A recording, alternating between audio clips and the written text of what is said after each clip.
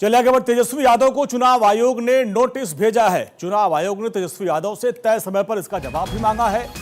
2 voter I card मामले में उनसे जवाब तलब किया गया है।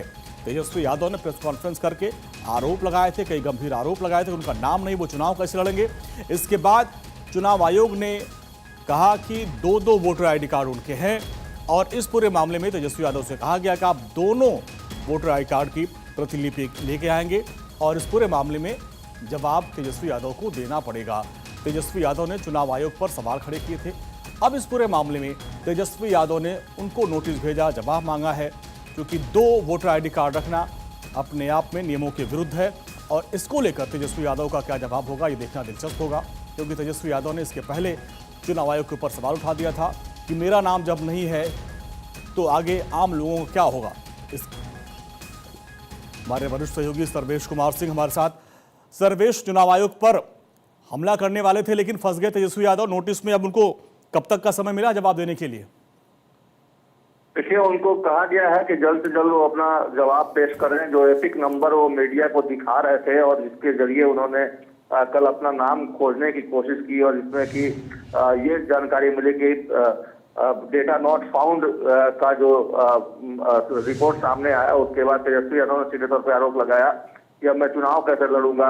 चुनाव आयोग ने तो मुझे ही मतदाता सूची से हटा दिया है, मेरा नाम काट दिया है, तो मैं चुनाव कैसे लड़ूंगा। तो इस तरह से एक माहौल बनाने की कोशिश तेजस्वी यादव द्वारा की गई प्रेस कॉन्फ्रेंस करके। लेकिन उसके तत्काल बाद चुनाव आयोग ने उनको मतदाता सूची में उनकी तस्वीर के साथ उनको तमाम दस्तावेजी प्रमाण के साथ उनको जानकारी मुहैया कराई और मीडिया में भी ये बात सामने आ गई। जिसके बाद तेजस्वी यादव पे ये सवाल उठने लगा कि जिस एपिक नंबर के जरिए वो अपना नाम मतदाता सूची में ढूंढ रहे थे, क्या वो दूसरा वोटर आईडी कार्ड है जिसका इस्तेमाल तेजस्वी यादव करते रहे हैं।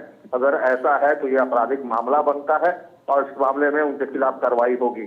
तो फिलहाल वही एपिक नंबर जिसके जरिए उन्होंने कल बताया था कि रिकॉर्ड नॉट फाउंड की रिपोर्ट आई, तो उसी एपिक नंबर के को जो चुनाव अधिकारी हैं उन्होंने नोटिस जारी करके उनसे मांगा है, उसका पूरा प्रमाण मांगा है और उसके पूरे दस्तावेज मांगे हैं।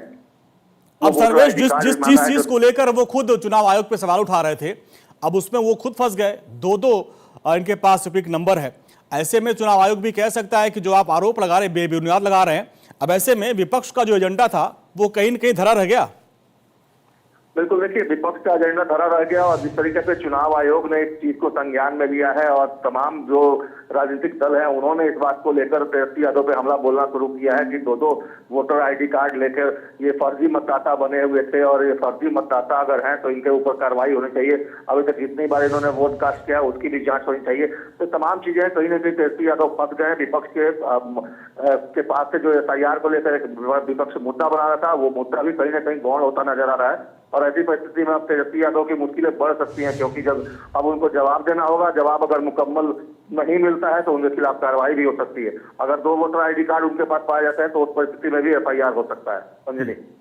बिल्कुल। और सर्वेश, जिस तरीके से वो ये आरोप लगा रहे थे कि भाई यहाँ पे हमारा ही नाम काटा गया, लेकिन अब जो चुनाव आयोग ने बताया कि भाई आप डिप्टी CM रहे हैं, आप नेता प्रतिपक्ष रहे, जब आपका 2 वोटर आईडी कार्ड हो सकता है तो बाकी लोगों का भी हो सकता है, और यही तो प्रक्रिया थी, इसी को तो ढूंढना था।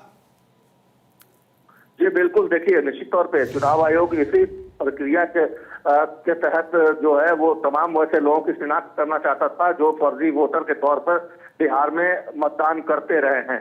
और क्योंकि इस बार का चुनाव काफी अहम है और लगातार देखिए कि तमाम पार्टियों ने ताकत झोंक रखी है। पूरा केंद्रीय मंत्री जो बड़े नेता हैं उनका लगातार दौरा हो रहा है, केंद्रीय मंत्रियों का बिहार में दौरा हो रहा है। तो इस तरह से कहा जाए तो ये चुनाव बहुत महत्वपूर्ण है। जिस तरीके से तेजस्वी यादव ने माहौल बनाने की कोशिश की है उसको लेकर भी एक तरह से कहा जाए तो इस चुनाव में बहुत सारी बातें उठ रही थी और ये भी बात हो रही थी कि बांग्लादेशी घुसपैठ ये हो, नेपाल से हो, म्यांमार से हो, वहां से भी काफी ज्यादा घुसपैठ हो रही है बिहार में। तो इन तमाम चीजों को देखते हुए चुनाव आयोग ने इस प्रक्रिया के तहत वैसे फर्जी मतदाताओं को ढूंढने का काम किया, जिसमें अब एक तरह से कहा जाए तो तेजस्वी यादव का भी नाम शामिल होता दिख रहा है। सर्वेश, बहुत बहुत शुक्रिया इस पूरी बातचीत के लिए आपका।